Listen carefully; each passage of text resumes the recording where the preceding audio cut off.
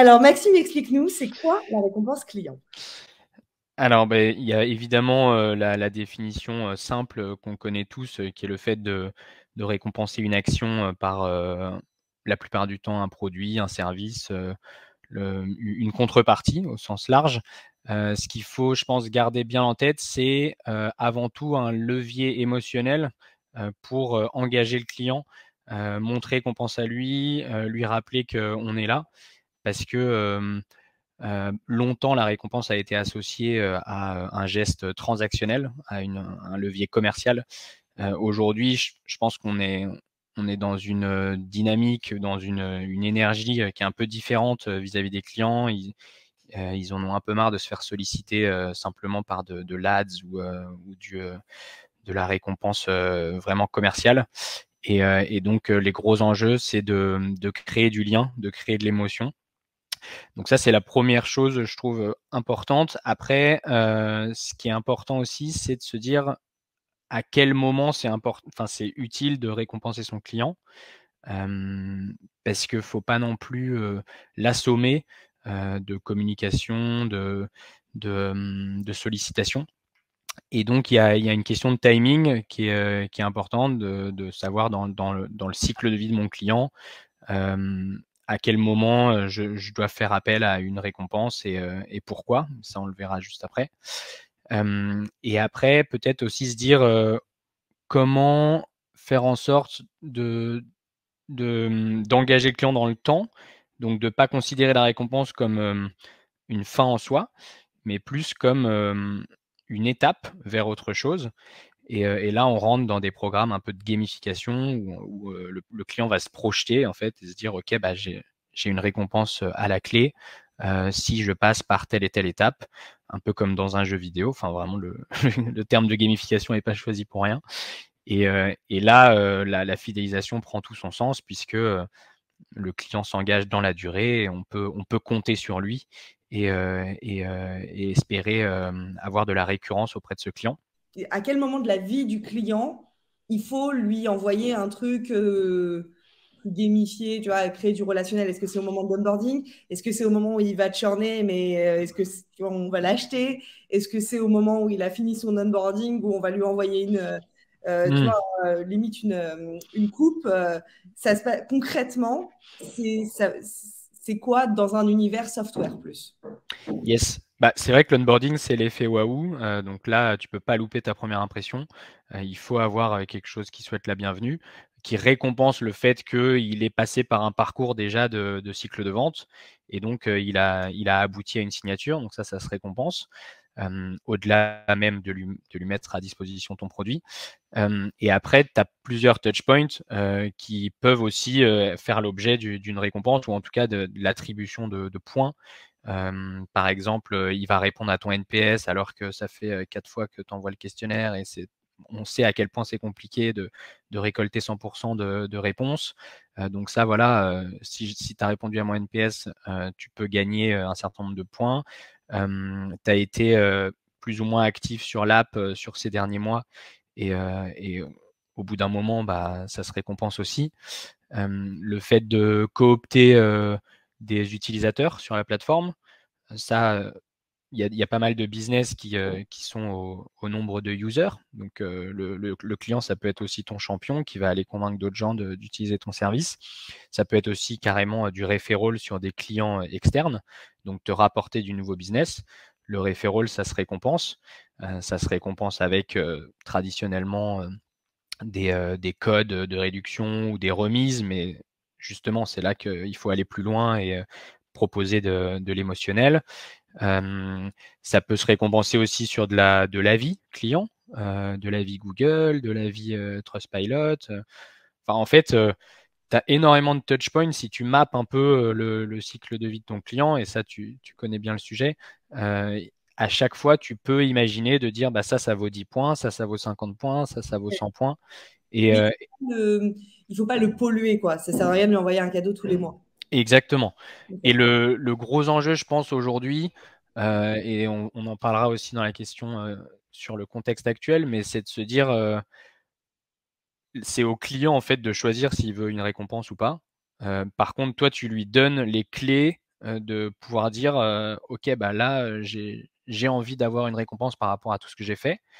Donc en fait, si tu gamifies l'expérience en lui attribuant des points, il va pas se sentir assommé, il va dire ah bah c'est cool, j'accumule des points, tant mieux, je pourrais peut-être les utiliser, ou sinon je les utiliserai pas. Mais il faut quand même à chaque fois, in fine, qu'il puisse avoir le choix de dire bah, j'ai envie de transformer ces points, et si je veux les transformer, qu'est-ce que je veux en échange? Et là, tu lui imposes pas quelque chose, c'est lui qui choisit sa récompense.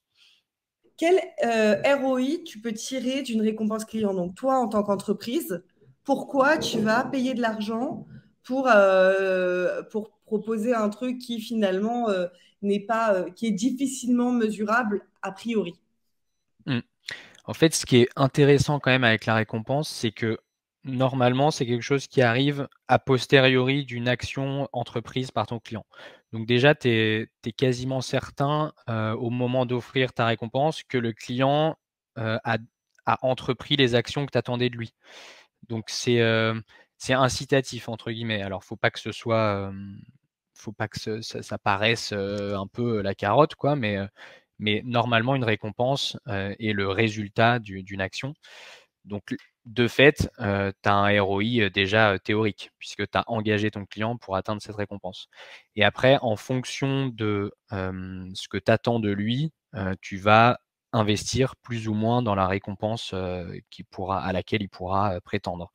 Donc, si tu veux qu'il remplisse ton NPS, toi, tu vas considérer qu'un NPS, c'est, je sais pas, 5 euros, 10 euros, 20 euros. Enfin, il y a des business qui valorisent vachement ça. Et donc, tu mettras en face de cet objectif, une récompense adéquate ou un certain nombre de points. Pareil, si c'est une recommandation client, un coût d'acquisition aujourd'hui, il peut monter assez haut sur du SaaS. Enfin, ça peut aller sur plusieurs milliers d'euros. Donc ça se récompense aussi, mais à condition que le client le parrainé est signé. Donc tu vois, pareil, là, la récompense, elle se débloque si le client a signé.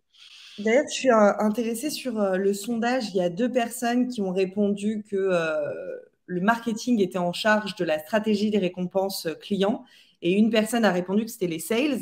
Dans la mesure où on parle vraiment de récompenses clients, hein, et non pas prospects, quel est le curseur? À quel moment le marketing ou les sales décident d'envoyer quelque chose au client?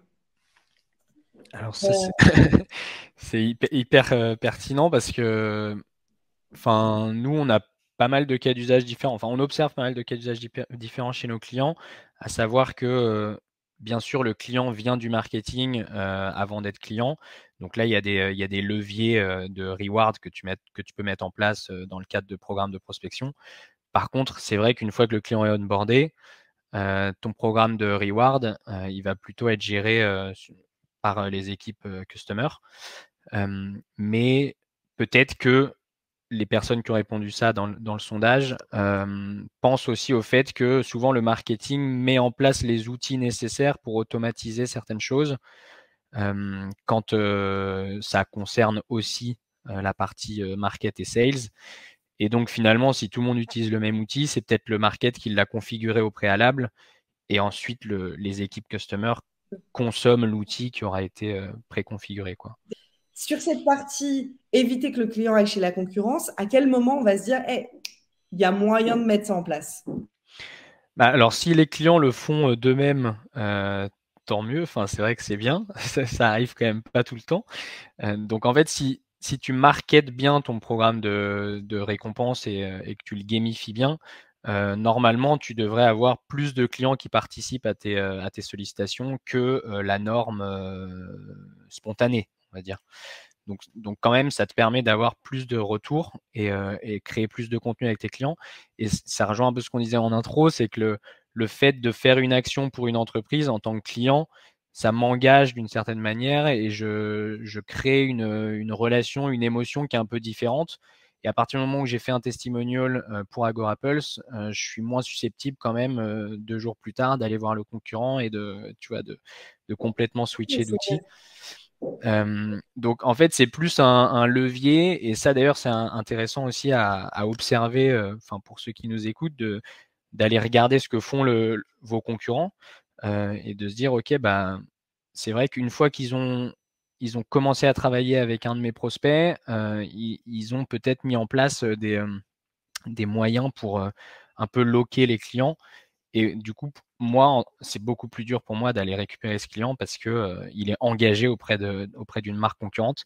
Donc ça, faut le faire avant les autres. Et pour engager ses clients encore davantage que juste attendre d'eux qui fassent un testimonial de façon spontanée, il faut gamifier aussi cette partie-là. Donc quand je disais, voilà, le programme de récompense permet d'éviter que tes clients, in fine, sortent ou churn parce que en fait, tu n'auras pas créé d'interaction autre que juste les calls et les visios que tu as l'habitude de faire avec eux. Et si on parle d'investissement, alors en temps, en ressources et en argent, qui va Yes. être en termes de stats, si tu en as ou si tu es OK pour les partager, qui s'en occupe? À quelle phase de la boîte on se dit OK, il faut mettre en place cette stratégie-là? Combien de temps ça prend? Et est-ce que ça prend de la place physiquement? Alors, donc c'est vrai que le programme de récompense, comme on disait tout à l'heure, ça peut être les équipes marketing qui mettent en place, ça peut être les équipes customer. La plupart du temps, ça va quand même être un sujet strat plutôt à l'échelle des CS, mais potentiellement avec un outil marketing. Bon, voilà, ça c'est le petit truc hybride. L'investissement, en fait, il est variable en fonction des objectifs que tu fixes. Ce qui est bien, c'est que, comme je le disais tout à l'heure, la récompense, elle vient en résultat d'une action. Donc, en fait, dans ton budget, tu peux, par rapport à tes OKR ou par rapport aux objectifs que tu t'es fixés sur l'année, X% de churn, enfin 10, 15, 20 testimonials, 9 sur 10 en NPS. Enfin, par rapport aux objectifs que tu t'es fixés, tu peux mettre en face un budget et te dire OK, bah, pour mes 10 referrals par mois que je dois solliciter auprès de ma base client, je suis prêt à mettre 100 € par referral. OK, donc bon, j'ai un budget de 1 000 € sur mes récompenses referral. Donc en fait, l'investissement, tu peux le calibrer par objectif et du coup, tu as un ROI attendu en fonction de chaque investissement et de chaque objectif.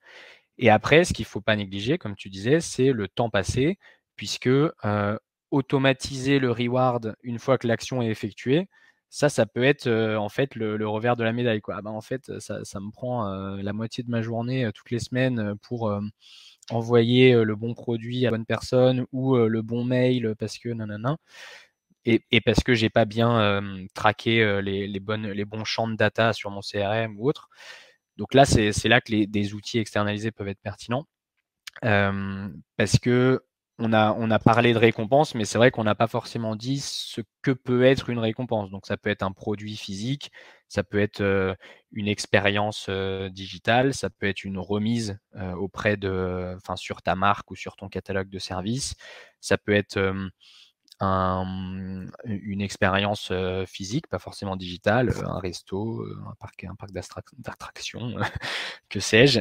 Ça peut être aussi tout simplement le fait de permettre aux clients de s'investir pour une cause ou autre. Donc, selon la typologie de la récompense, ça va te prendre plus ou moins de temps. Si tu dois envoyer un cadeau par Colissimo, ok, bah, c'est un peu chiant, il faut acheter le cadeau, il faut faire le packaging, faire la carte. Donc là, tu as des prestations externalisées comme Panoply qui font toute la logistique qui va avec. Si c'est automatiser l'envoi d'une remise sur ton service, bon, bah, ça, depuis ton CRM, en général, tu peux faire en sorte que ce client, il ait moins 10% sur l'année prochaine ou des choses comme ça. Et après, tout ce qui va être expérientiel, pareil, tu te synchronises avec des plateformes de gift. Et là, tu as des triggers depuis ton CRM qui te permettent de dire c'est bon, mon client il a atteint cet objectif, je lui envoie tel reward. Concrètement, du coup, euh, les entreprises qui récompensent leurs clients, c'est qui? Yes. Alors, ça va être bien souvent des boîtes B2B, comme tu l'as dit, qui ont des clients avec un panier moyen assez important. L'enjeu, c'est bien évidemment d'avoir une stratégie de fidélisation, d'avoir quand même un pôle customer. de ne pas être aux prémices de l'entreprise. Enfin, on observe très peu de clients qui ont, je sais pas, 10 salariés ou 20 salariés qui mettent en place ce genre de stratégie puisqu'ils sont plus dans une phase de croissance et d'aller chercher des leviers de croissance. Par contre, les entreprises qui se structurent, qui passent dans une phase un peu de scale et de développement, là, en l'occurrence, je pense qu'il y a une sorte de point à observer entre le budget que je mets dans l'acquisition et le budget que je mets dans la fidélisation. Et au bout d'un moment, ton ROI dans la fidélisation est plus important que ton ROI d'acquisition parce que tu comprends assez vite que un point de churn, c'est crucial dans le développement de ma boîte, VS 10 nouveaux clients. Parce qu'en fait, le temps que tu passes à ne pas perdre tes clients, bah, tu n'as pas besoin de le dépenser pour acquérir des nouveaux clients. Donc ça, c'est déjà de se dire, est-ce que ma boîte, elle est dans une stratégie de fidélisation ou d'acquisition? Et à partir de là, quel est le panier moyen de mon client? Combien je suis prêt à dépenser pour le fidéliser? Et justement, dans le contexte actuel dont on parlait tout à l'heure, on regarde tous nos budgets, il faut qu'on fasse des coupes. Bon, on va pas se. Voilà, le contexte fait que. Mhm. Pourquoi garder le budget récompense client? Bah, alors, juste, ça rejoint vachement le fait de se dire, ok, en ce moment, faire de l'acquisition, c'est plus compliqué parce que justement, les boîtes en face, elles aussi, elles coupent leur budget, donc elles sont moins disposées à utiliser des nouveaux outils. À l'inverse, les clients qui me connaissent déjà et qui m'utilisent connaissent la pertinence de mon service. Et donc, pour ça, il faut que je mette tout en place pour leur prouver que on va continuer ensemble, que le budget ne doit pas être cuté sur mon produit ou mon service. Et que face aux concurrents qui probablement mettront en place des stratégies aussi pour se faire connaître, il faut que j'arrive à sécuriser mon portefeuille. Donc, c'est pour le coup, le mot fidélisation, on l'entend beaucoup plus en 2023 que le mot acquisition parce que on sent bien que il faut se concentrer sur ce qu'on a déjà. Dans des phases de récession, ne pas faire de décroissance, mais à minima assurer ce qu'on avait déjà, quoi. Donc, on a parlé en intro de la partie maturité, engagée dans le temps, à quel moment parler aux clients, à quel moment les adresser. C'est quoi un client qui est éligible à recevoir un cadeau? Alors, je pense que la première chose à faire déjà, c'est segmenter son portefeuille client dans son CRM, de se dire, OK, j'ai mes clients. Je Pardon. suis désolée, je vais juste rajouter une petite question également au niveau du compte et au niveau du contact, donc du persona. Yes. Alors oui, donc du coup, ta segmentation, tu l'as fait au niveau de tes comptes.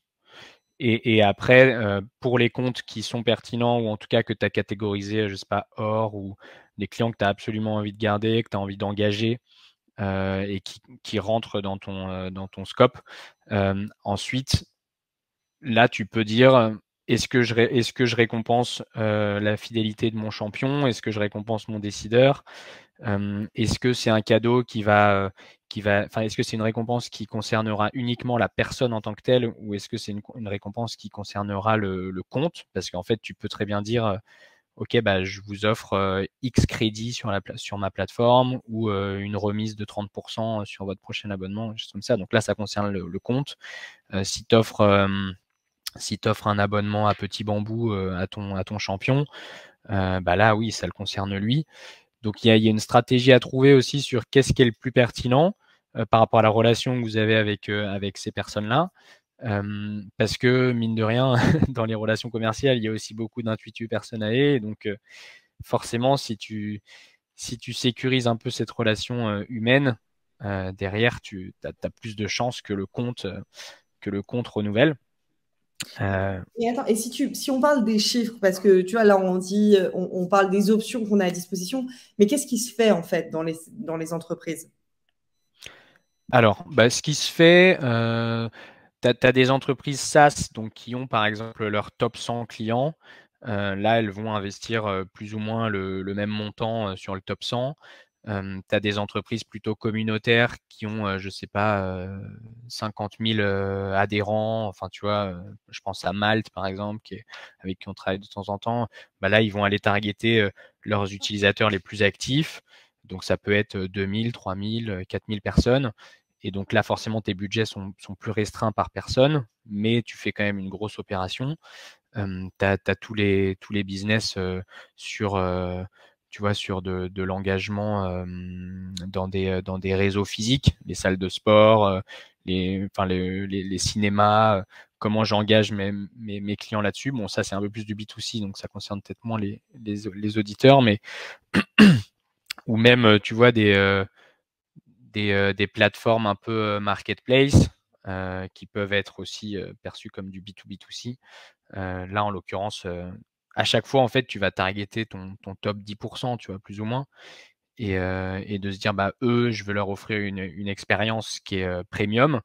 Et après, tu as peut-être ton bottom 10%, où là, bah, comment je fais, eux, pour les sécuriser de façon pas trop coûteuse, avec une petite attention, une lettre, quelque chose qui va me garantir que ils resteront quoi qu'il arrive.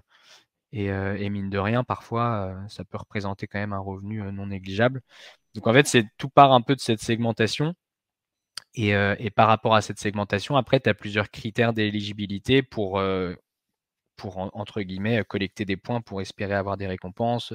Si c'est le chiffre d'affaires, si c'est la fréquence des achats, le fait qu'ils aient recommandé, qu'ils aient parrainé, qu'ils aient laissé des avis. Oui, bien sûr. Voilà, je suis CSM, je suis CSM opérationnel ou je suis head of. Je viens de participer à ce webinaire. Ok, je suis intéressée. J'ai du budget ou j'en ai pas. Qu'est-ce que je peux mettre en place pour commencer à récompenser mes clients? Yes. Alors, en fait, je pense que le premier truc, c'est de faire ce mapping de ton cycle de vie, de dire c'est à quelle fréquence j'interagis avec mes clients, qu'est-ce que je leur demande actuellement, quelles sont mes sollicitations, et qu'est-ce que je mets en face aujourd'hui. Parfois, juste rien, je leur envoie un mail tous les mois, je les appelle toutes les semaines, mais je m'aperçois qu'il n'y a aucune réciprocité dans nos échanges. Ce qui fait que le client, bon, bah, au bout d'un moment, il peut être saoulé d'être sollicité sans contrepartie. Donc, quelles sont les contreparties que je suis prêt à mettre en place en face des touchpoints que j'ai actuellement? Quels sont les touchpoints que je voudrais à la limite développer parce que je ne l'ai pas encore fait, j'ai pas encore mis de référent programme en place. Si je le fais, dans ce cas, est-ce que je le fais comme j'ai l'habitude de le faire gratuitement ou est-ce que je mets en place une récompense en face? Et en fonction de ce mapping, de cette frise de cycle de vie, ok, bah sur chaque touchpoint, combien je suis prêt à dépenser par rapport à ce que peuvent m'apporter mes clients. J'ai des stats aujourd'hui, j'ai peut-être 10% de ma clientèle qui répond à mon NPS, j'espère atteindre les 20%. Comment je subventionne ces 10% supplémentaires? Donc tout ça, ça fait partie un peu d'un mapping stratégique. Et en fonction de ça, tu as des touchpoints que tu vas pouvoir automatiser avec des connexions à ton CRM. Tu as d'autres touchpoints qui seront plus difficilement automatisables ou que tu devras externaliser auprès d'autres outils. Par exemple, les cooptations, il y a des outils qui fonctionnent bien comme Trusty. Tu peux imaginer aussi que tes clients, s'ils s'engagent dans une action que tu leur as demandé, tu peux en échange reverser un don pour une association, planter un arbre dans un contexte, tu vois, environnemental qui est quand même, où les clients sont sensibles à ça et ça coûte pas très cher. Donc c'est t'as des contreparties qui sont pas très chères. On parlait de la lettre aussi tout à l'heure qui permettent en fait de faire du volume assez vite. Et puis après, bah, sur tes top clients, tu vas offrir des produits un peu premium, des produits pourquoi pas personnalisés pour aussi se dire derrière, bah, mon client, il pense à moi, il se souvient de moi, je garde une petite trace, je laisse une petite trace chez lui. Et ça, bah, forcément, il faut un budget et ça se paye. Mais... Du coup, Maxime, tu voulais parler de quelques stats et je pense que c'est assez intéressant pour avoir un bon panorama. Je te laisse y aller. Yes, bah, de bien comprendre, c'est vrai, quels sont les retours terrain, les enjeux aujourd'hui des clients. Alors, ce qui est une évidence, c'est qu'il y a plus de 80% des Français qui affirment que la récompense de leur fidélité les incite à rester fidèles. Bon, ça, on enfonce un peu une porte ouverte, mais au moins c'est prouvé dans les faits. Et après, il y a une stat qui est hyper intéressante, qui rejoint ce qu'on a dit en intro sur la gamification. C'est qu'aujourd'hui, les jeunes générations, pour 80% d'entre elles, utilisent les jeux vidéo de façon régulière ou ponctuelle, alors que seulement un programme de fidélité sur deux, 50%, propose une mécanique de jeu. Donc ça, il y a un boulevard en fait de se dire, ok, sur mes programmes de fidélité que j'ai peut-être déjà développés en tant que marque ou que j'aimerais développer, le fait de gamifier l'expérience va engager forcément vos clients, puisque les jeunes générations d'aujourd'hui seront vos clients ou sont peut-être déjà vos clients actuels. Et donc là, il y a un vrai levier, je pense, de démarcation, de différenciation par rapport à vos concurrents si vous mettez un programme de fidélité en place. Et puis après, il y avait aussi le fait que sur le choix, ce que j'évoquais tout à l'heure, qui est vraiment une notion au cœur des programmes aujourd'hui, de ne pas imposer des cadeaux, mais de laisser le client choisir sa récompense. Il y a plus de 77% des adhérents à un programme de fidélité qui souhaitent pouvoir choisir leur récompense. Donc, faut arrêter en fait d'envoyer des trucs directement chez vos clients sans même les avoir sollicités, parce que déjà en termes de RGPD, ils pourraient vous reprocher des choses, et d'un point de vue éco-responsable, environnemental, tu n'as peut-être pas envie de recevoir quelque chose qui fait pas sens pour toi, que tu n'as pas demandé. Et donc, en fait, ça peut être contre-productif d'envoyer un cadeau chez ton client, et en fait, il va te dire, déjà, tu m'as pas prévenu, je reçois quelque chose qui m'intéresse pas trop. Écologiquement parlant, c'est un peu bizarre. C'est pas ton mec, en fait. C'est pas la peine d'envoyer des fleurs, quoi. Ouais, non, mais c'est sûr que voilà. Mais non, mais mine de rien, tu vois, c'est un peu ce qui se faisait traditionnellement, d'envoyer en routage à tes 100 meilleurs clients tous les ans en cadeau de fin d'année. Tu vas leur envoyer un truc, du champagne, alors que ça se Et trouve, puis ils boivent même pas d'alcool. il y a la question de l'adresse aussi, tu vois. Est-ce que tu l'envoies à la boîte? Est-ce que tu l'envoies directement chez la personne? Exactement.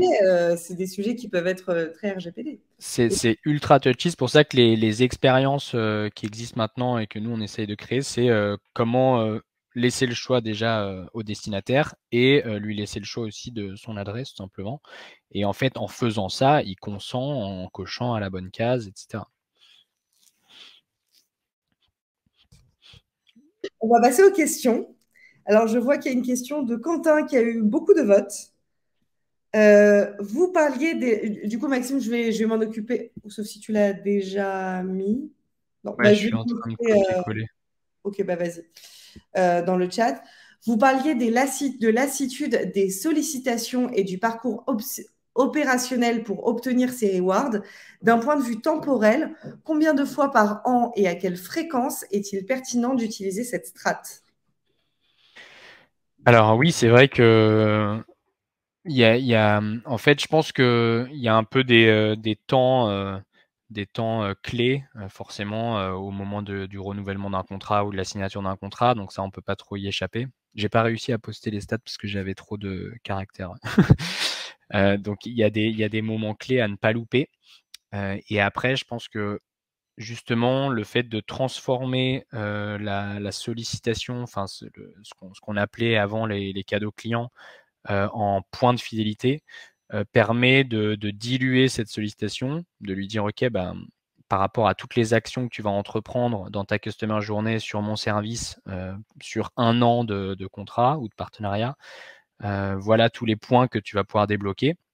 Mais je vais pas, à chaque fois que tu débloques, enfin, à chaque fois que tu réalises une action, je vais pas te marteler avec un message, avec un call, avec une visio. Je vais juste te créditer ton compte d'un certain nombre de points». Donc c'est assez smooth, c'est pas trop envahissant, et en fait, encore une fois, le client derrière choisit le moment où il veut transformer ses points en récompense, et donc on remet au cœur de l'expérience le choix du client, son autonomie, ses réels souhaits, et on lui impose rien. C'est vraiment important. Est-ce qu'on a répondu à ta question, Quentin? Tu es encore là. Je t'invite à répondre dans le chat. Et on va passer à la... Oui, top, merci. Super. Et ben, on va passer à la question suivante, qui est ma question. Quelles sont les mesures de succès de la récompense client? Je crois que quelqu'un d'autre a posé la question après. Yes. Alors, en fait, ça dépend un peu je pense, des objectifs que tu te fixes en début d'année. Et ça, tout le monde le fait. De se dire, OK, bah, cette année, je vais me concentrer sur quel canal, qu'est-ce qui est le plus important pour moi? Est-ce que c'est mon churn? Bon, le churn, c'est un peu un fil rouge, mais si je veux que mes clients passent 1 heure de plus sur l'application tous les mois ou des choses comme ça, et ben, en face de ça, je vais mettre une mesure de succès. Et la récompense fait partie d'un des leviers pour atteindre cet objectif. Donc, c'est assez large, tu vois, les mesures de succès. Ça dépend vraiment de tes KPI, mais j'ai envie de dire que par rapport au budget que tu as investi dans tes récompenses, tu devrais pouvoir te dire, OK, bah, c'est un budget qui a été bien dépensé ou pas, parce que j'espérais atteindre X % d'augmentation ou X dizaines d'actions en plus sur ma plateforme. Donc, en gros, ce qu'on peut se dire, c'est on oublie euh, on se dit directement, pardon, je vais reprendre ma phrase en français. Quand on investit dans une stratégie de récompense client, on ne se dit pas je vais faire plaisir à mes clients, juste quel objectif, quel KPI à la fin je veux atteindre. Est-ce que je veux plus de témoignages qu'avant? Est-ce que je veux Exactement. le churn? Est-ce que je veux plus de rendez-vous? C'est tout à fait ça. Et en fait, ton budget va dépendre de l'objectif que tu te fixes. Si tu veux 10 témoignages sur le trimestre et que tu investis 1000 euros en récompense client pour ça, bah, si à la fin tu as atteint tes 10 témoignages, ton ROI il est là, parce que c'est ce que tu avais prévu de faire. Si tu n'as fait que 5 témoignages, ok, bon, bah, j'ai un ROI moins intéressant. Je vais en profiter pour te poser une autre question. Alors, déjà, je peux dire que tu as répondu à ma question. Et ma seconde question est, est-ce que tu annonces au client, vous aurez un cadeau avant qu'il performe l'action? Exemple, témoignage client. Répondez à ce truc-là pour avoir un témoignage, pour avoir un cadeau. Ou, bon, alors encore pire, et je doute que quelqu'un le fasse, si vous ne churnez pas, on vous enverra un cadeau. Non, le churn, je pense, c'est un peu plus touchy parce que c'est vraiment un résultat de toute une année de collaboration. Donc, c'est un peu dur à la fin, en M-2, de dire bah, je t'envoie un cadeau et j'espère que tu ne te churneras pas dans 2 mois. Par contre, c'est vrai que c'est hyper pertinent comme question de se dire est-ce que l'incitation, ou en tout cas la récompense, peut me permettre d'avoir plus de résultats dans l'action que je souhaite obtenir. Et en fait, c'est plus peut-être à l'échelle globale de tous tes clients de comparer. J'envoie un mailing pour avoir un témoignage. Peut-être que j'ai 10% de réponse. Si j'envoie un mailing qui engage les clients dans une expérience en disant on vient de lancer un programme où vous pouvez gagner des points, aller chercher des niveaux d'engagement auprès de notre plateforme. Vous pouvez devenir expert, pro, enfin après tu les appelles comme tu veux, mais tu peux créer des seuils avec des wordings sympas qui rentrent dans ton ADN, dans ta charte. Et une des actions, c'est de faire un testimonial. OK, bah check. L'autre action, c'est remplir un NPS. En fait, tu as une sorte de feuille de route et ton client, il a sa feuille de route, il a accès à son dashboard. Enfin, on n'est pas obligé de faire ça sous forme de... Complétion de X le rend éligible, mais c'est pas, c'est plus une journée que regarde, tu as une carotte. Exactement, c'est ça. T'as pas une carotte par action, tu as plus cette action, elle s'inscrit dans une journey, comme tu dis, et ça te permettra d'être d'autant plus engagé. Et ça peut être juste un Notion avec voilà, notre programme. Je propose de passer sur la question quelle choisir comme récompense en tant qu'entreprise, dans la mesure où tu as précédemment répondu, laisser le client choisir en lui proposant potentiellement un portail. Ouais, en fait, tu peux toujours présélectionner les récompenses auxquelles il aura accès. Et donc ça, bah, ce qui est intéressant, c'est que tu peux proposer des récompenses qui s'inscrivent dans l'ADN de l'entreprise, dans la culture de la boîte. Donc moi, en tant qu'Agorapulse, je vais proposer telle et telle récompense parce que c'est plus en adéquation avec ce qu'on fait, alors qu'une autre entreprise proposera pas la même chose. Par contre, derrière, in fine, c'est le client qui choisit ce qui lui fait le plus plaisir. Ok. Quelle solution existe pour suivre facilement le scoring des clients sur un volume important de clients? Alors pour moi, la question n'est pas claire. Manon Carnero, est-ce que tu pourrais dire dans le chat ce que tu voulais peut-être préciser ta question, si c'est clair pour toi, Maxime? Peut-être par rapport à la segmentation, mais après le scoring, c'est vrai que c'est un truc qui est Est-ce vachement lié au CRM. que Manon est encore parmi nous? Manon est encore parmi nous. Manon, si tu m'entends, si tu me vois, est-ce que tu peux répondre, s'il te plaît? En attendant, on passe à la question d'après, mais je ne t'oublie pas. Euh, donc, on va dire ça. Tu as parlé de points, de système de points. Qu'est-ce que ça veut dire? Alors, c'est une terminologie que j'ai utilisée, mais que vous pouvez tout à fait adapter à votre entreprise. En gros, c'est un peu comme une monnaie virtuelle ou des points de fidélité, plus traditionnellement, comme on peut les appeler. Et donc, dans ce qu'on évoquait tout à l'heure, Elisabeth, sur créer un programme d'expérience avec différentes actions qui seront sollicitées auprès de votre client, en face de chaque action, tu mets des points ou une monnaie virtuelle ou un emoji. Enfin, Pardon, je vais juste aller plus loin sur ma question. C'est OK pour moi le système de points, j'ai compris. Ce qui est Ah pas oui, clair, je c'est savais moins pas que clair c'était pour toi moi. qui avais posé la question. Oui, pardon, c'était moi. Ma question, c'était plus est-ce que tu présentes ce système de points à tes clients? Est-ce que tu le mets sur une interface à part? Est-ce que tu le mets sur ton produit? En fait, comment tu marketes ça auprès de ton client? Yes. Alors, très simplement, ça peut commencer par une page Notion ou un Word. Enfin, t'as pas besoin. Si demain vous voulez créer un programme de fidélité avec des points, déjà commencez par le mettre à plat sur une feuille blanche. Et ensuite, pour le marketer, bah, il y a des solutions comme Panoply qui existent évidemment, mais en fait, ce qu'il faut se dire, c'est qu'est-ce que je suis capable de traquer sur mon applicatif, et ensuite par rapport à ça, comment je crédite mon client peut-être à l'échelle de mon CRM ou d'un Planat ou autre.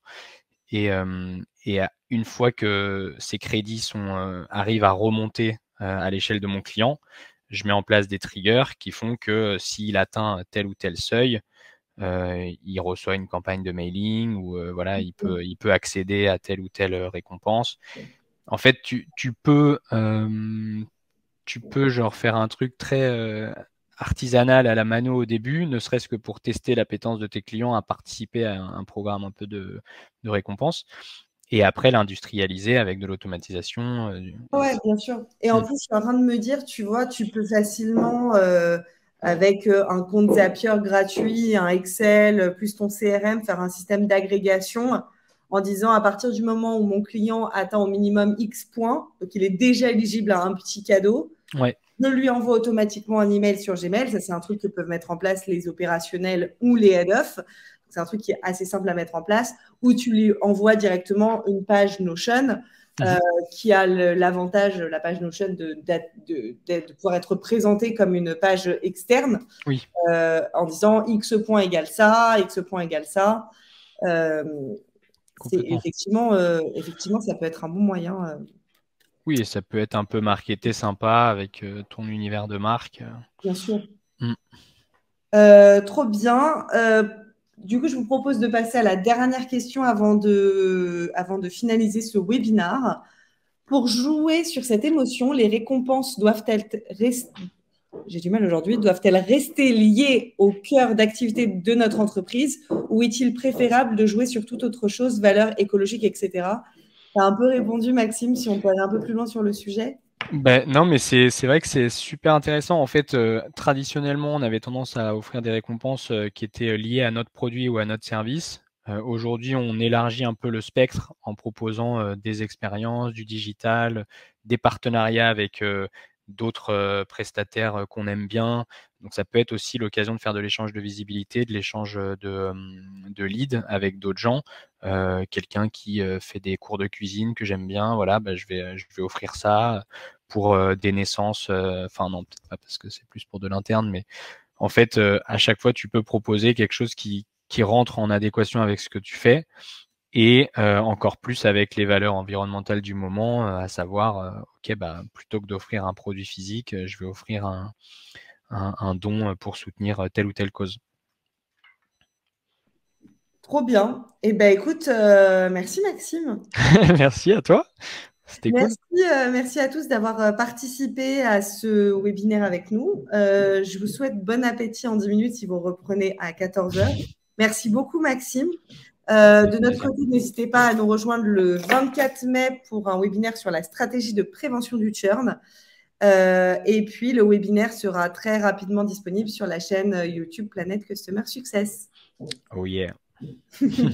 Merci à tous. Au revoir. À bientôt.